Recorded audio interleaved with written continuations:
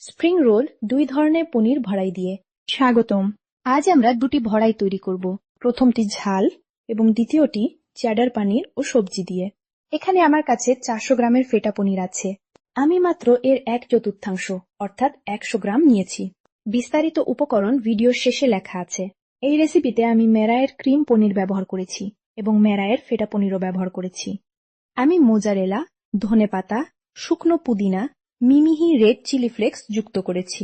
এগুলো ভালো করে মিক্স করে স্প্রিং রোলের আটার যা স্যাম্বল নামে পরিচিত সেটি দিয়ে মুথেছি। দ্বিতীয় পনিরের ভরাই যাবে সুস্বাদু এবং আমি অবাক হয়েছি যে এমনকি বাচ্চাদেরও এটি পছন্দ হয়েছে। এতে আছে কর্ন, লাল ও সবুজ ক্যাপসিকাম ছোট ছোট কাটা, চেডার পনির, মোজারেলা পনির এবং 1 কাপ ছোট ছোট কাটা সবুজ জলখাবার, লেন চিলি ফ্লেক্স এবং ক্রিম পনির। আমি একই মেরায়ে পনির ব্যবহার করেছি।